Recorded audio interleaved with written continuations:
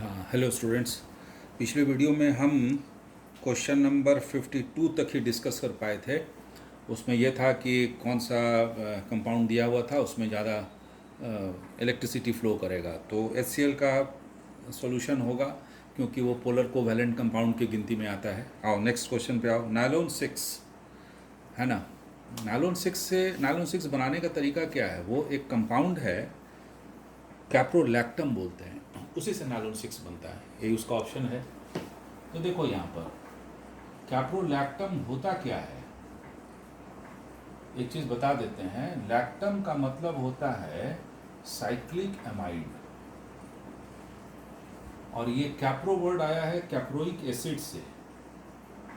Caproic acid में 6 carbon होता है ना, तो 6 कार्बन का साइक्लिक एमाइड है ये।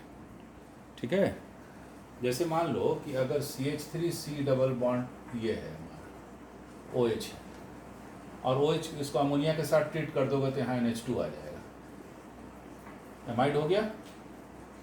तो ये तो ओपन चेन एमाइड है, लेकिन अगर ये साइक्लिक होता तो लैक्टम का रहता। तो 6 कार्बन का एसिड और एमाइड बना दो, साइक्लिक होना चाहिए, तो बनाते हैं।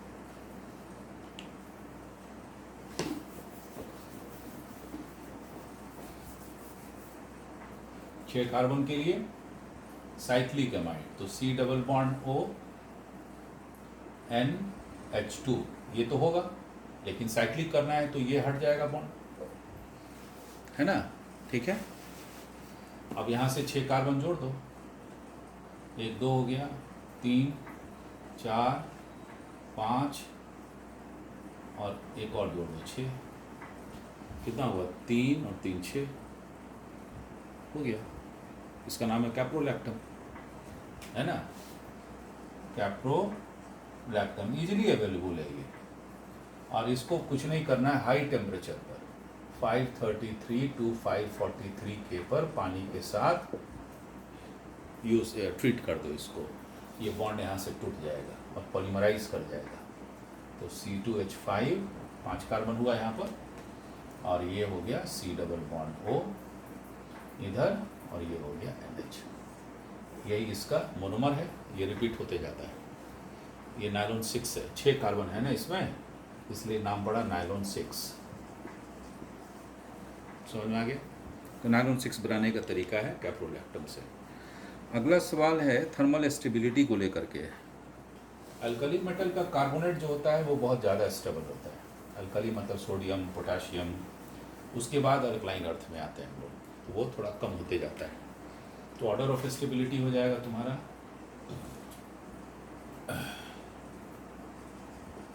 उसके बाद कैल्शियम कार्बोनेट, यही इसका ऑर्डर है। तो यही डिकम्पोज करेगा मैग्नीशियम कार्बोनेट, है ना, क्योंकि वो। अब आते हैं स्ट्रॉन्ग, ये क्या बताते हैं, हाँ, रिड्यूसिंग बिहेवियर बोल रहा है।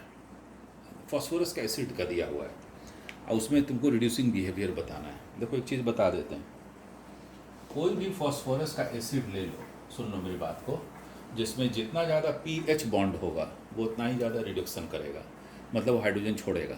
तो भाई pH बॉन्ड कैसे पता करेंगे? जैसे एग्जांपल हम ले रहे हैं, मान लो H3PO4 H3PO2 बनाना है ना, H3PO3, एक सिंपल एग्जांपल ले लिए।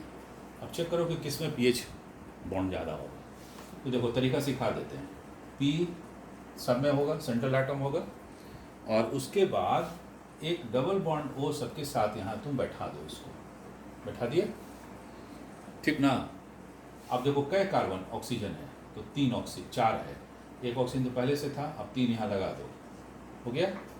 कितना है? 2 लगा दिए, सॉरी 2 ही है ना, ठीक है। 5 बॉन्ड होना चाहिए, ठीक है। तो 2 यहाँ हो गया, 3 5। अब एक और यहाँ बॉन्ड ऐसे बना दो, और मन करे तो ऐसे बना दो, 5 बॉन्ड बना दो पहले इससे। और कितना है? O3 है, तो 1 O, 3 O हो गया। अब कितना हाइड्रोजन है? बैठा दो, 1 2, बाकी आएगा pH, 3 हो गया। कितना है? 3 हाइड्रोजन है, 1 1 1, 3 हाइड्रोजन, 1 1 1। देख लिए सबसे ज़्यादा pH किस में है? ये मोस्ट रिड्यूसिंग एजेंट कैरेक्टर रखेगा ये, उसके बाद ये, क्योंकि हाइड्रोजन निकल जाता है यहाँ से, और ये तो एसिडिक कैरेक्टर के लिए हो गया, OH वाला सबसे स्ट्रॉन्गेस्ट एसिड हो गया ये, बेसिसिटी इसका 3 हो गया अगर पूछेगा तब, ये डाई बेसिक हो गया, ये मोनो हो गया। समझ में आ गया है ना, जैसा भी क्वेश्चन करे। अब आते हैं क्वेश्चन नंबर 56 पर। ये है ऑक्सीजन का स्टेबिलिटी ऑर्डर दिया है डिफरेंट उसका आयंस का, तो तुमको पता ही है इसका एक ही तरीका है, कुछ नहीं है, मॉलिक्यूलर ऑर्बिटल थ्योरी से एक्सप्लेन करना है, एमओ डायग्राम पर कमांड होना चाहिए।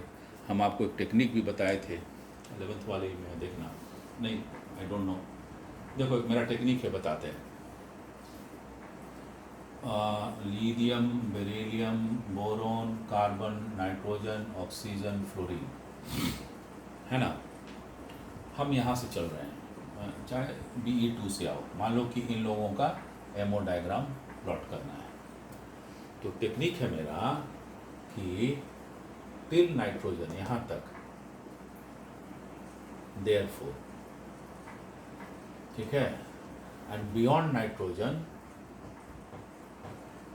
सिंस। अब ये अटपटा लग रहा है कि क्या है ये, ठीक है, तो हम इसको तोड़ेंगे अभी। जैसे हम मान लो कि नाइट्रोजन का एमओ डायग्राम बनाने वाले हैं, है ना, तो बनाते हैं। क्या था, नाइट्रोजन तक देयरफॉर था, तो देखो नाइट्रोजन में 2 एलिमेंट लोगे ना, N2, एटॉमिक नंबर 7, तो कॉन्फ़िगरेशन होगा 1s2 2s2 p3, 1s2 2s2 p3।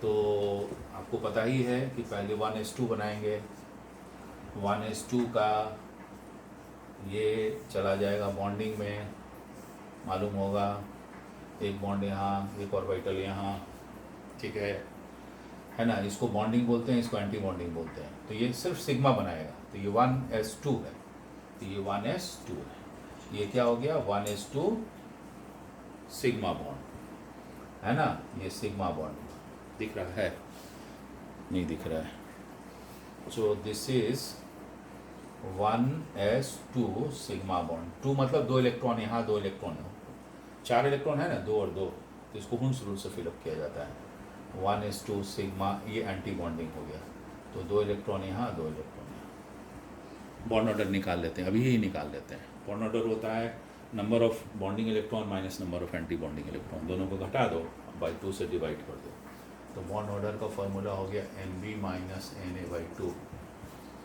0 हो गया, 2 - 2। इसी तरह इसका भी बनेगा, उसका भी 0 हो जाएगा, ठीक है। उसी तरह 2s2 का भी बना देना, 2 इलेक्ट्रॉन यहाँ, 2 इलेक्ट्रॉन यहाँ, फिर ये यहाँ, बॉन्डिंग एंटी बॉन्डिंग 0, ठीक है। So main thing is that आपको इसके बारे में सोचना ही नहीं है, s2 इलेक्ट्रॉन्स के बारे में,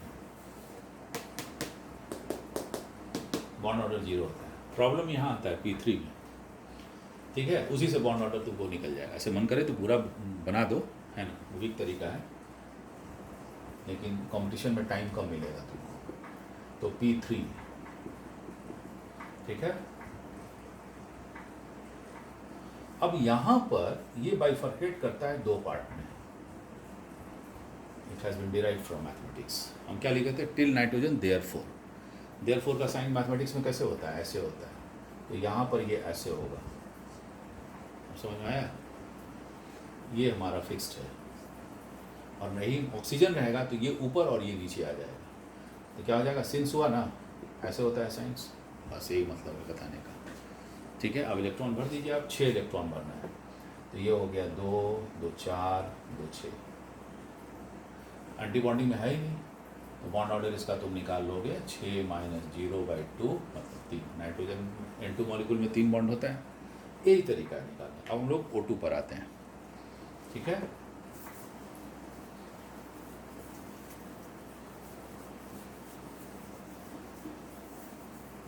क्योंकि O2 का क्वेश्चन पूछा है, N2 + N2 - पूछता तो यही करते, देयरफॉर वाला काम करते।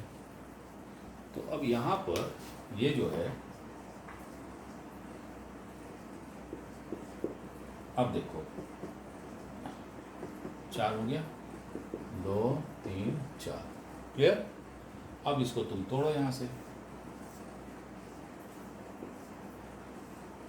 ये चीज़ तो करना ही पड़ेगा, यहाँ पर सिंस हो जाएगा। अब समझ गए आप? और ये जो होता है 2px पाई बॉन्डिंग हो गया, 2py पाई बॉन्डिंग, ये हो गया 2pz सिग्मा बॉन्डिंग। इसका जस्ट रिवर्स एंटी बॉन्डिंग, ये फिक्स है, ये नहीं बदलता है। यहाँ पर सिर्फ एंटी बॉन्डिंग कर देना है, यहाँ एंटी बॉन्डिंग, इसका एंटी बॉन्डिंग। कितना इलेक्ट्रॉन भरना है? 4 4 8 2 6 हुंस रूल, पहले सेम स्पिन हो गया। तो O2 मॉलिक्यूल का कितना हो गया बॉन्ड ऑर्डर? 6 - 2/2, 4/2 2। O2 में बॉन्ड ऑर्डर 2, ठीक है। अब किसका मांग रहा है? O2 minus. तो O2 माइनस में क्या होगा? एक इलेक्ट्रॉन यहाँ घट जाएगा। O2 माइनस का कितना हो गया बॉन्ड ऑर्डर? नीचे तो 6 है और यहाँ 1 है, 2.5। O2 डबल माइनस, 2 इलेक्ट्रॉन ज़्यादा, एक इधर और एक इधर, 2 इलेक्ट्रॉन बढ़ गया तो यहाँ भर गया। O2 माइनस था ना ये, सॉरी, तो O2 प्लस का हुआ ना। O2 प्लस में ये इलेक्ट्रॉन निकल जाएगा, है ना।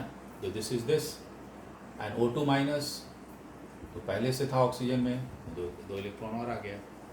भाई प्योर ऑक्सीजन का था ना ये, इसमें 2 माइनस में बैठा है तो 2 इलेक्ट्रॉन बैठा दो एक्स्ट्रा।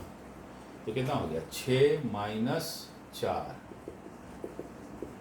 बटा 2/2 1। और O2 माइनस में एक इलेक्ट्रॉन बढ़ेगा तो ये नहीं रहेगा, ये रहेगा। तो कितना हो गया बॉन्ड ऑर्डर इसका? 6 - 3/2 1.5 हो गया।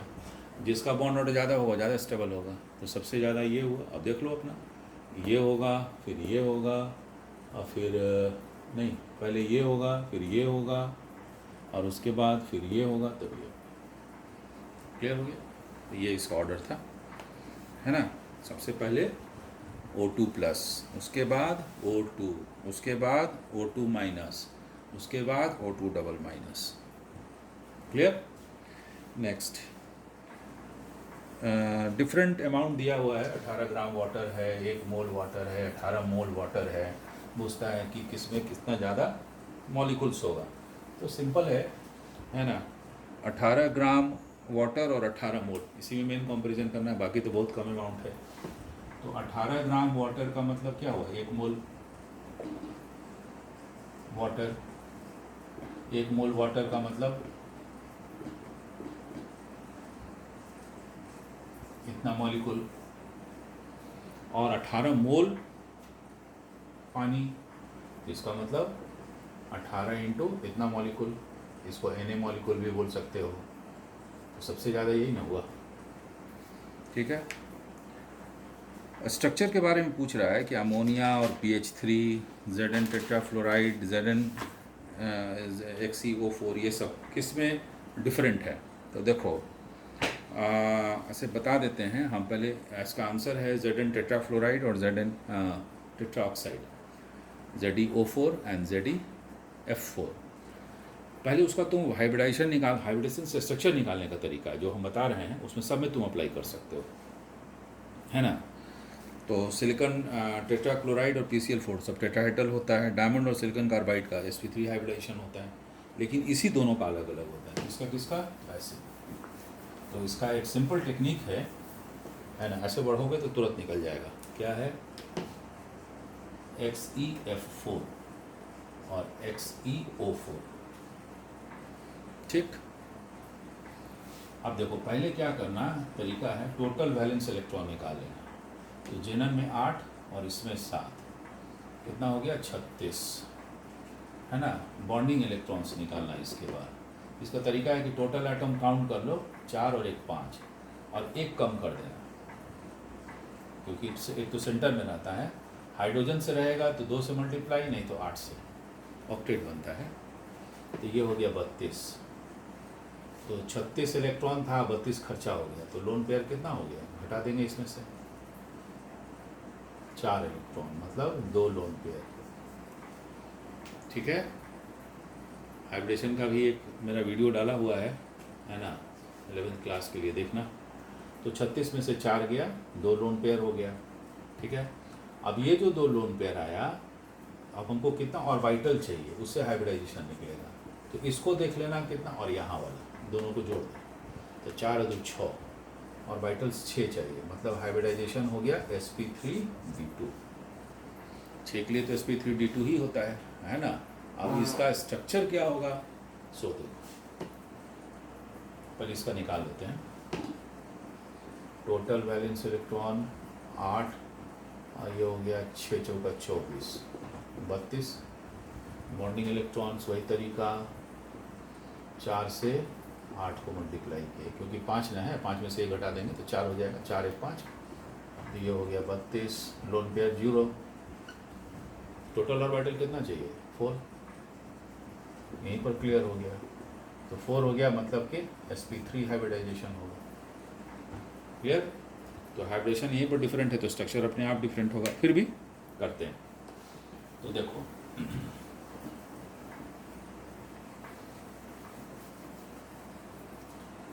sp3d2 ये है जेनन, टेट्राफ्लोराइड। तो ये फ्लोरीन यहाँ आ गया, और लोन पेयर ऑक्टाहेड्रल कॉम्प्लेक्स में हमेशा एक्सियल पर रहेगा, पोजीशन दूर रहता है, इसीलिए तो लोन पेयर रिपल्सन कम होता है। इस स्ट्रक्चर को हम लोग स्क्वायर प्लेनर बोलते हैं, और ये तो प्योर टेट्राहेड्रल है। तो मेरा टेट्राहेड्रल कैसे होता है, हम ऐसे बनाते हैं टेट्राहेड्रल, क्यूब बना के, और जितना भी वर्टेक्स है उसको ऐसे जोड़ दो, और सब वर्टेक्स डायगोनली होना चाहिए, फेस डायगोनल पर होना चाहिए, ये ठीक है ना। तो बीच में क्या था हमारा, यहाँ पर 1 मिनट रुक जा, हाँ, यहाँ पर जेनन होगा, ओ ओ ओ ओ, ओके, ठीक है। तो बोथ आर डिफरेंट, यही इसका आंसर है। इसके बाद है तुम्हारा हाँ, 1-chloro-1-मिथाइल साइक्लोहेक्सेन किस एल्कीन से बनेगा, ये क्वेश्चन है, बनाते हैं।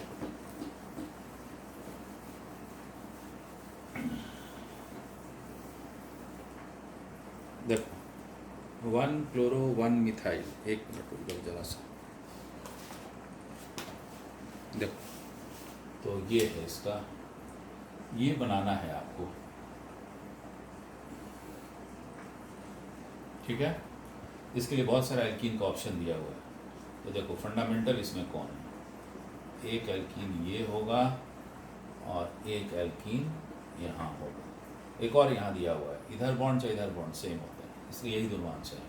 अब तुम इसमें अगर HCl डालोगे तो मार्कोनिकोफ रूल से Cl कहाँ जाएगा, यहाँ, क्योंकि हाइड्रोजन यहाँ सबसे कम है, हाइड्रोजन है ही नहीं, C है ना, तो देखो 4 खत्म हो गया, तो क्लोरीन यहाँ आएगा, और H कहाँ जाएगा, इसके पास जाएगा, तो ये बनेगा ना, Cl लग गया, और इसमें CH3 हो गया। और जब यहाँ डबल बॉन्ड लगा हुआ है, अब Cl कहाँ जाएगा भाई, इसमें तो आएगा नहीं, क्योंकि यहाँ 1 2 3 एक हाइड्रोजन है, और यहाँ पर हाइड्रोजन नहीं है इस कार्बन पर, तो Cl यहीं आएगा, मतलब ये बनेगा। बात समझ आई है ना। और ये हाइड्रोजन जो होगा कहाँ, ये हाइड्रोजन यहाँ चला जाएगा, CH2 हो जाएगा। So answer is A and B, दोनों ऑप्शन इसका होगा, ठीक है। नेक्स्ट 61 है ना, 60 मेरा ब्लर्ड आ गया था, ठीक है। 61 बहुत आसान क्वेश्चन है, ये रामन-टिमन रिएक्शन है, फिनॉल का है। तो रामन-टिमन रिएक्शन में क्या होता है कि अगर फिनॉल है और इसमें हम क्लोरोफॉर्म और KOH अगर हम ऐड कर रहे हैं, है ना, तो क्या बनता है, ये बनता है ये OH, और यहाँ हो जाता है CHO, एल्डिहाइड ग्रुप ऐड होता है, इसका नाम है सैलिसल्डिहाइड, सबको जानता है। कभी मैकेनिज्म पर पूछेगा तो उस पर हम लोग आंसर करेंगे, अभी सब क्वेश्चन आंसर कर लेते हैं। याद रखना रामन-टिमन रिएक्शन में CHO ऐड होता है, ठीक है। अब आ जाओ BCC में एम्प्टी स्पेस कितना है, तो बहुत आसान क्वेश्चन है। BCC का टोटल पैकिंग फ्रैक्शन कितना होता है, 68%।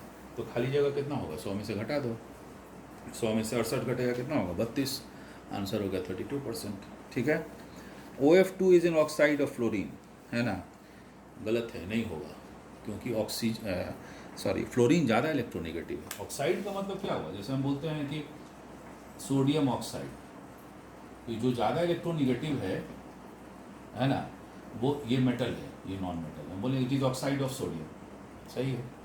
लेकिन अगर हम बोलें कि OF2 है and it is oxide of fluorine, तो गलत है ना। पहली बात तो ऑक्साइड इधर होगा, इधर है, क्योंकि पॉजिटिव पार्ट को लेफ्ट हैंड में लिखा जाता है, निगेटिव को यहाँ लिखा जाता है, तो यहाँ ये प्लस है और ये माइनस है, तो ऑक्साइड मतलब उसको माइनस होना पड़ेगा, लेकिन है तो प्लस, तो गलत है। इसके बाद हाँ, नाम पूछा है, ये तो बहुत आसान है ना, कि FeCN6 4-, कैसे नाम लिखते हैं, जो लिगेंड होता है पहले उसको लेते हैं, इसका नाम है हेक्सासाइनो, ये एनायनिक लिगेंड है, नेगेटिव चार्ज एनायनिक कॉम्प्लेक्स है, तो जो सेंट्रल मेटल आटम होगा उसमें 8 जोड़ दिया जाता है, इसका नाम हो गया फिरेट, हेक्सासाइनोफिरेट। कैटायनिक में 8 नहीं जोड़ा जाता है। फिर ऑक्सीडेशन स्टेट कैसे निकालोगे, X -6 -4, इसको X मान लो, साइनाइड को -6, क्योंकि साइनाइड पर एक ही माइनस होता है, -4 2 आयन। ठीक है। इसके बाद हाँ, बोल रहा है कि अगर मोल के वैल्यू को बदल दिया जाए, ठीक है ना, मोल के वैल्यू को बदल दिया जाए तो कौन सा चेंज करेगा, वही क्या चेंज करेगा, है ना, 1 मोल ऑफ कार्बन बदल जाएगा। कैसे बदलेगा भाई, 1 मोल ऑफ कार्बन का मतलब कितना ग्राम, 12 ग्राम, और 12 ग्राम में कितना एटम, 6.022 10⁻23, यही ना होगा। तो 12 ग्राम में 6.022 10⁻23 एटम था, लेकिन अभी तो घटा के क्या कर दिया, 10⁻20 कम कर दिया ना एटम। ठीक है, तो उसका अब चेंज कितने का हो जाएगा, बोलो कितना हो जाएगा, 6.022 10⁻23 × 12 बाई 10⁻20, जितना से चेंज हुआ उतना से डिवाइड करके देख लिए, तो कितना आ गया, 12 × 10⁻, ये हुआ 10 × 10⁻, इतना से कम हो जाएगा ना। पहले 1000 जो था ज़्यादा था, 10⁻23 था, अब 10⁻20 का ही 1 मोल हो रहा है, तो घट गया 10⁻³ से। सिंपल, साफ दिखता है। ठीक है ना। इस वीडियो में इतना ही, लंबा हो रहा है, अगले वीडियो में तुरंत हम डाल रहे हैं अभी।